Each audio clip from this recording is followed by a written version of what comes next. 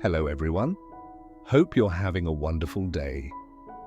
If the man who once hurt your family stood at your old front door asking for shelter, how far would you open it? Tonight, a single brass key tests where compassion ends and boundaries begin. An old house becomes a temporary refuge, a new home takes shape, and one message might change tomorrow's trust.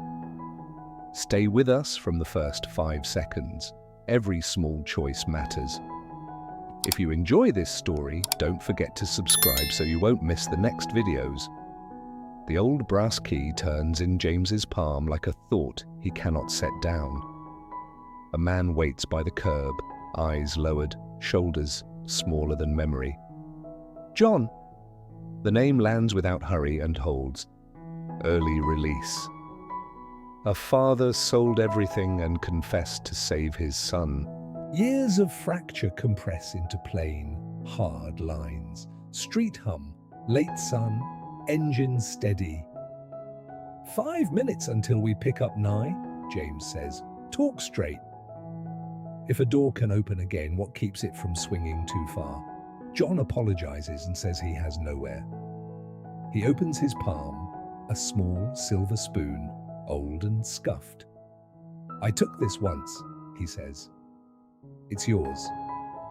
His voice has the thinness of someone out of speeches. James listens and does not step closer. He makes no promise.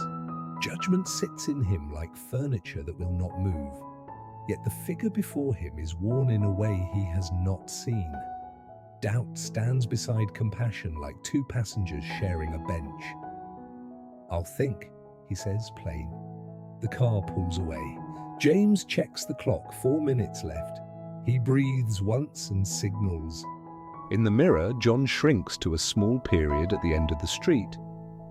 What keeps a family safe while it stays generous? Boxes in the back shift. Tiles are paid for.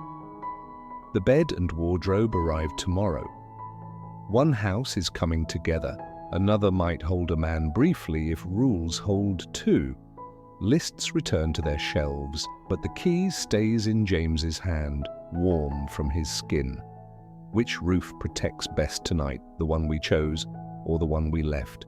On the porch, light thins to amber. James and Diep speak in evening voices, low and careful.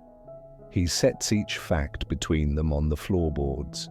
The reduced sentence, the father's confession, the broken years, the drifting.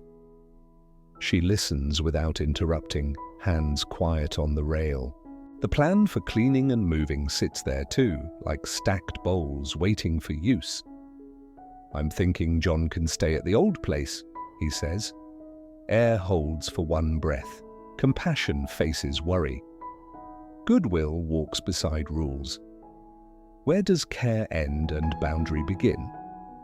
They set terms like a checklist. Help within capacity, family boundaries intact, contact lines open, everything provisional. James types a message to Diep. Temporary shelter at the old house. Key stays on the nail. Night check-ins with a photo. He hits send. Verify later. Act if deception appears. No one dresses harm in bright cloth. No one denies the possibility of repair. Their eyes meet, not relief, not heaviness, a choice steady enough to stand on its own. The key clicks once in James's palm, a small sound that belongs to both houses. They drive to the old place, past hedges that once held arguments, and the corner where laughter bounced off the fence. Damp wood greets them at the door. A thin wind threads the seams. 3 step inside. John apologizes again, voice unsteady. James and Diep answer steady. No grudge. Correct yourself. We will help within what we can carry. They lift the pieces tied to their own memories to take along. A framed sketch Knee drew, a chipped saucer with a blue ring, 2 books with notes in the margins. The rest they stage for a temporary guest, blankets, sheets, pillows, a mattress that sighs when it unrolls, rice in a clear jar, an aluminum pot by the small stove. Each item ties a knot in a net that keeps someone from falling all the way down. John looks at the walls and admits the harm he did here. The confession drops and stays, heavy but still. James says to call if trouble comes. Help will follow within their means, support with conditions, trust fenced, not flung wide. A window lifts and late light lays soft dust across the sill. What proof will tomorrow ask for that today cannot give? I keep checking the edges because edges are where breaks start. I am almost well, but she must not feel the last of it. They pause as if listening to the house breathe. The key rests on the table, not handed yet. Terms repeat, plain, temporary, check-ins, boundaries. John nods. He does not reach for it. James lifts the key and hangs it on a nail by the door, just above eye level. John looks up at the brass, stops half a step, then lowers his eyes and steps back. James snaps a quick photo of the key on the nail and sends it to the family thread. It stays here, he says. Use it and call after. The brass catches a ribbon of sun. If trust is a door, who decides when it opens and how far? They step out. Next task is to pick up Nye. A few things remain to buy. Behind them, the house holds enough for a beginning that will not sink. Ahead, the new place waits for tiles and a bed and the feeling of a room learning their names. In town, they split the errand. Diep and Nye go in to buy what tonight requires and what tomorrow can hold. Soap, 2 towels, a desk lamp with a warm bulb, oranges because Nye loves peeling them. James waits in the car, answers messages, keeps one eye on the door. If someone reaches back from the edge, how far do you lean without losing your balance? Streetlights come early and pull long shadows across concrete. Paper bags rustle as they return. Phone ping. A photo from John. The door hinge oiled, the corner scrubbed clean. Text, fixed the hinge, will patch the corner tomorrow. Diep's mouth lifts a fraction. James replies, received, keep nightly updates. The day chooses quiet over spectacle and closes like a door that fits its frame. A voiced note blinks on James's screen. Mrs. Huyen. Don't let Nye near the old house at night. He taps back. Noted. They think of morning when Nye hugged her teacher and laughter lifted the room. They think of the soft ting of a transfer confirming tiles. And the tired apology they agreed to hold for now. What part of forgiveness must be spoken aloud and what part is proven by the next clean day? The car joins the river of lamps. The old house is shelter for a while. The new house is cleaner and brighter, waiting to be learned. Between them, the line they chose to hold stays taut, but not cruel. At a red light, James's hand finds Diep's for a second. His thumb remembers the shape of home. On the key ring, the new key sits forward. The old one rides behind, quiet and present. The night keeps its counsel. The phone buzzes once in the dark. A fragment lights the glass. I'm sorry, Screen goes black. Night slides along the windshield like ink finding paper. At home, boxes stand like small hills waiting to be named. Nye draws a sun with thick legs and tapes it above the switch. The room answers with light. Dinner is simple, steam rising like relief. They eat without rush. James sets the phone face down. Same rules tonight, he says. Key on the nail, 1 photo, 1 line. Between bites, they speak about tomorrow's deliveries, the tiles, the wardrobe, which wall will take the bed. The old key sits on the table, quiet as a kept promise. If a house is a mouth, what words does it teach first? A phone buzzes. Not urgent. 3 words. Arrived. Thank you. John. No added plea. No hint of drama. Just a line that holds its own weight. James types back a single thumb up and sets the phone face down. His shoulders lower a notch. Nye swings her feet and asks if the new bed will squeak. Only a little, he says, smiling. She tests the floorboards with a hop. The boards pass. Later, while Nye brushes her teeth, James stands by the window and watches rain start in a fine mist. The street hums with the soft patience of evening. For a breath, he sees the curb again, the lowered eyes. He feels the brass in his pocket, then remembers the nail by the door at the old house and lets the moment pass. Not everything asks to be carried twice. He turns back. Diep folds blankets and sets aside one that smells faintly of the old place. She hesitates. Then she tucks it into the back of the closet. For camping, she says. Code for memory stored but not on display. He nods. The room warms by a degree. I live close to the line, so I measure how I cross it. I trust slowly, so what remains can last. Morning comes with a clean-edged light. The tile truck arrives early, men hauling boxes with the rhythm of people who carry much for a living. Nye counts 1, 2, 3 each time a box passes, as if numbers could stitch the home together faster. The bed and wardrobe follow. Screws click into place like notes in a scale. The mattress opens and takes shape. A domed lamp throws a soft circle across the wall. The smell of new wood quarrels gently with the scent of coffee. A small decision waits. James looks at the old key on the table. I'll swing by after the deliveries and check the meter, leave a rechargeable light, he says. They both know that sentence holds more than electricity. He touches Nye's hair and grabs the bag. Light, a spare towel, a roll of trash bags, a pen and tape for labels.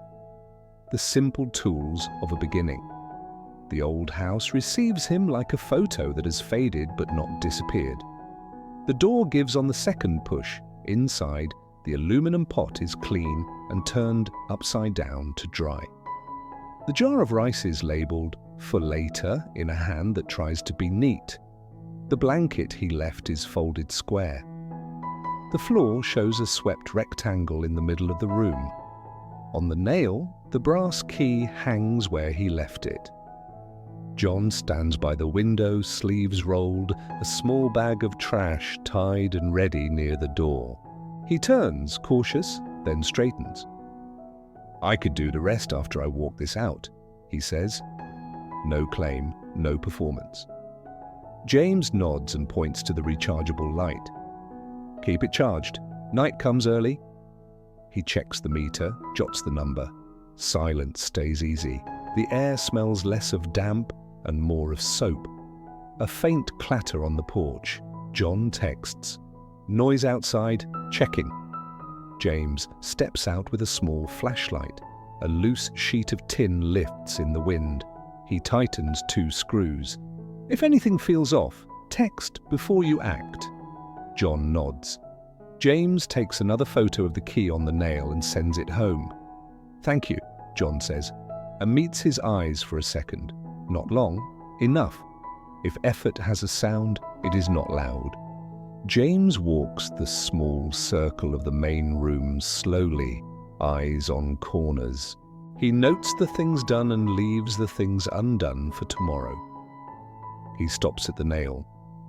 He lifts the key, feels its familiar tooth, then sets it back where it was. Use it when you leave, he says. Send a message when you return. Rules stated without teeth. Boundaries that stand without barbed wire. He steps outside with the trash and ties the bag shut. The alley gives him the brief chorus of sparrows. On his phone, he types a line to Diep. Meter okay, Room tidy, leaving a light. 3 small facts that add to something larger. The reply comes fast. Lunch here, your bowl is warm. The words heat him as surely as soup. The road back bends through sunshine that smells like metal and lemon. He finds the new house brighter than he left it. Tiles lean in rows against the wall, ready to kneel. The bed waits with its unscuffed frame. Nye has made a fort of boxes and Grant's entry for 1 kiss toll. He pays twice. They eat on the floor, bowls in their palms, knees knocking lightly under the table that does not exist yet. The day has the shape of work that fits. Afternoon thins to that hushed hour when shadows lengthen and decisions feel clearer. James lifts the old key from his pocket out of habit and then remembers the nail. For a heartbeat, he studies the empty stamp of metal on his palm. He closes his hand. He does not need to carry a symbol when the rule carries itself. He sets his hand on the bed frame instead, presses down once, tests its hold. Solid! What if the test comes at night? If it comes, we will not be empty-handed. As evening edges in, a message arrives, a photo of the old room with the window open an inch and a note, "Fix the hinge, we'll patch the corner tomorrow." James shows it to Diep. Her mouth lifts even before her eyes do. Not forgiveness, not yet, but the muscle that had been bracing all day relaxes 1 step. They take a slow walk after dishes, the kind where conversation is more footfall than words. Nye traps a moth gently and lets it go. James mentions the desk placement. Diep sketches air with her finger where the shelf might sit. Plan by plan, they draw a home without paper. When they return, the new door closes with a sound that already belongs to them. Night settles clean. In bed, they find each other's hands in the dark. Breath steadies. Somewhere across town, a window at the old house throws a small rectangle of light into the alley. A man moves inside, quieter than the earlier version of himself. The hinge holds. The pot dries. The key watches from its nail. If a house teaches language, this one chooses simple words. Here, now, enough. The old house has a different lesson for a time. Begin again, check in, stay human. Between them is a line that does not snap, a string tuned rather than torn. In the morning, there will be tiles laid and an orange peeled into its little moons and maybe another message with a photo of a patched corner. Not a miracle, just a sequence of ordinary doors opening the right amount. At the very end, James turns off the lamp and listens to the room breathe. The darkness is friendly. His thumb finds hers like it still remembers the shape of home. The day closes without spectacle. Tomorrow they begin again. In the end, nothing dramatic explodes, just a door that closes softly and a key that stays on its nail.